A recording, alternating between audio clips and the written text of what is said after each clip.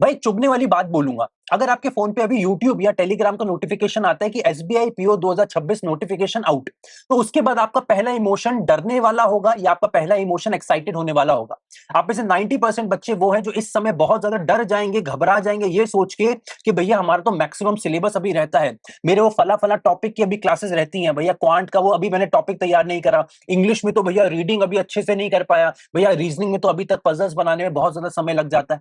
आपको यही लगेगा, या फिर लगेगा भैया मैंने बहुत बड़ी गलती कर दी, मॉक अभी सही से लगाने स्टार्ट नहीं करे, मॉक का परसेंटाइल बहुत कम आता है, मॉक सही से एनालाइज नहीं करा। और इस समय ना लगातार बच्चों के दिमाग में ये कभी नहीं रहेगा कि हम एसबीआई पीओ बन कैसे पाएंगे, बल्कि लगातार दिमाग में वो सारे रीजंस चलने लग जाएंगे कि क्यों आप एसबीआई पीओ नहीं बन सकते।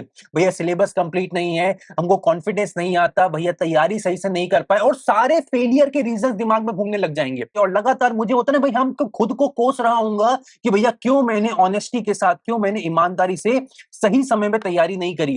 क्या अब 40 दिनों में तैयारी हो सकेगी? और इस समय बच्चा क्या करेगा, सारी पढ़ाई छोड़ के बस एक ही चीज करने लग जाएगा। 40 दिनों में एसबीआई पीओ बनने का शॉर्टकट क्या है भैया, पिछले सालों में 5 सालों के कट ऑफ प्रेडिक्शन देखने लग जाएगा, 5 सालों के कट ऑफ प्रेडिक्शन के बेसिस पे इस साल कितना कट ऑफ रह सकता है।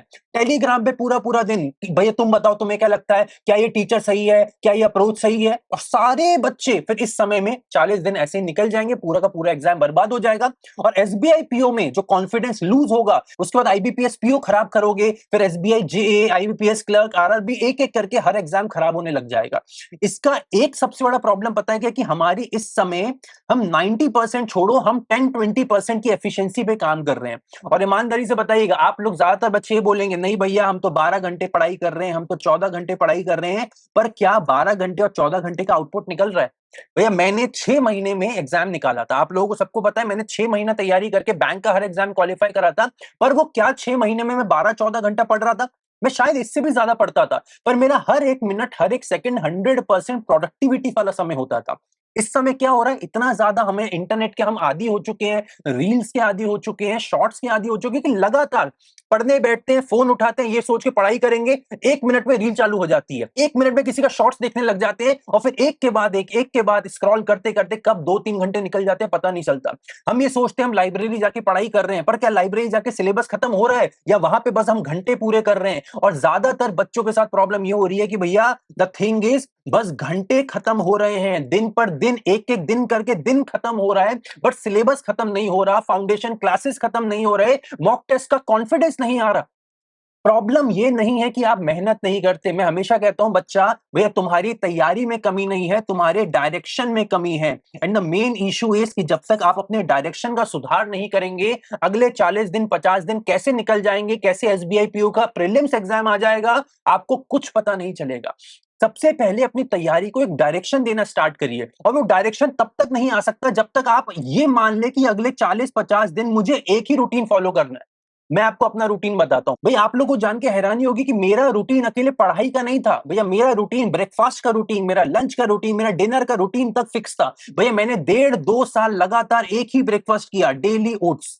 मैंने एक ही ऑलमोस्ट लंच किया, और एक ही ऑलमोस्ट, मतलब मैं लंच में हमेशा डेली पुलाव खा रहा था, और ब्रेकफास्ट में भी बचे हुए या तो पुलाव खा लेता था, या थोड़े बहुत, बेसिकली मैं एग वगैरह खाता हूं तो मैं एग्स खाता था। डेली 1.5 साल सेम खाना, क्यों? क्योंकि मुझे पता था मैं खाने में मगजमारी करूंगा, दिमाग खराब होगा, उधर टाइम वेस्ट होता, मैं कहा छोड़ो, सेम चीज खा रहा था। मतलब ये मैं आपको ये नहीं कहना चाहता कि आपको इतना रिग्रेस होने की जरूरत है, बट मैं आपको ये बताना चाहता हूं कि आपका एक रूटीन फॉलो करना बहुत जरूरी है, और डेली एक ही रूटीन फॉलो करना बहुत जरूरी है। आप सुबह उठ रहे हैं से लेके रात को सो रहे हैं, हर चीज एक रात पहले डिसाइड होना बहुत जरूरी है। भैया अगर आज मंडे की रात को मैं सो रहा हूं, तो उससे पहले मुझे आज की रात में ही ट्यूसडे का प्लान बना के सोना है। अगर मैं ट्यूसडे को सो रहा हूं, तो मुझे वेडनेसडे का प्लान बना के सोना है, भैया कल मुझे इंग्लिश के ये चैप्टर्स निपटाने हैं, क्वांट का ये, रीजनिंग का ये, करंट अफेयर्स का ये निपटाना है। और जब तक अगले दिन वो सारा टारगेट पूरा नहीं हो जाता, मैं नहीं सोऊंगा।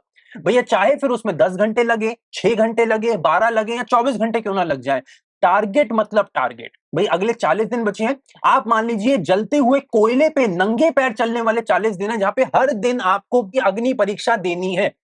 आपको हर दिन खुद को चैलेंज करना है और हर दिन खुद से बेहतर बनने की कोशिश करनी है। ये 40 दिन में वो बच्चा टॉपर नहीं बनेगा जो 12-12 घंटे या 15-15 घंटे तैयारी कर रहा था। बस वही बच्चा टॉपर बनेगा जो कंसिस्टेंसी के साथ एक रूटीन को फॉलो कर रहा था। अब देखिए भाई, एसबीआई पीओ का नोटिफिकेशन अगले 10-15 दिनों में कभी भी आ सकता है और उम्मीद है अच्छी वैकेंसीज देखने को मिले। पर अगर एसबीआई पीओ का नोटिफिकेशन देख के डर लगा तो मेरी ये बात जरूर याद रखना कि आज से लेके भी एसबीआई पीओ के नोटिफिकेशन तक अगर आपने सुधार नहीं करा तो उस दिन पैरों तले जमीन खिसकने में देर नहीं लगेगी। और ये मैं बहुत कटु सत्य बोल रहा हूं, एक ऑनेस्ट बात बोल रहा हूं। बड़ा भाई होने के नाते शायद तुम्हें कोई ये बोलने वाला नहीं है, शायद तुम्हें कोई सुनाने वाला नहीं है, तो आज बस ये मान लेना कि बड़े भैया ने आके आज 4 बातें सुना दी। 4 बातें सुन के जाओ, बट मैं चाहता हूं कि तुम्हें ये बातें चुभें। मैं चाहता हूं कि तुम्हें जाकर आपको गुस्सा फील हो कि भैया ने ऐसा कैसे बोल दिया, अब दिखाते हैं भैया को। तो अगर तुम्हारे अंदर वो अभी भी इमोशन नहीं जागा तो मेरे भाई, एसबीआई पीओ में तुम क्वालिफाई नहीं कर सकते, तैयारी छोड़ दो।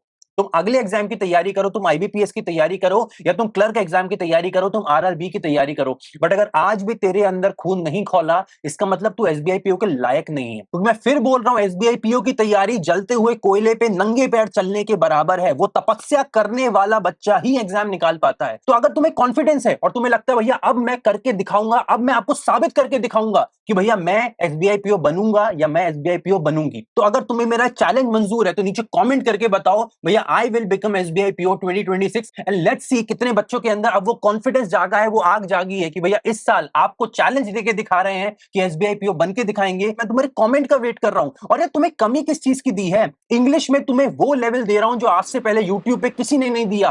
पेड बैच से हाई लेवल कंटेंट मेंस का दे रहा हूं। प्रीलिम्स का आप लगा लो, फाउंडेशन में एरर के टॉप 30 क्वेश्चन की लाइन लगा रखी है। इतना हाई लेवल कॉन्सेप्ट पढ़ा रहा हूं जो लोग जनरली पेड के लिए बचा के रखते हैं। तुम्हें हर एक चीज यहां पे यूट्यूब में फ्री में दे रहा हूं। और क्या चाहिए भैया? पेड क्लासेस चल रहे हैं, ग्रामर क्लासेस चल रहे हैं, everything is being provided you. But अगर अब भी कमी रह रही है तो बेटा कम ही तुम्हारी है। और अगर सीरियस अभी भी नहीं हो रहे हो तो भैया तैयारी छोड़ दो। और अगर चैलेंज मंजूर है तो कमेंट करके बताओ, मैं चेक करता हूं कितने लोगों के अंदर आज कॉन्फिडेंस जागा और वो मोटिवेशन जागा। तुम्हारे कमेंट का वेट है।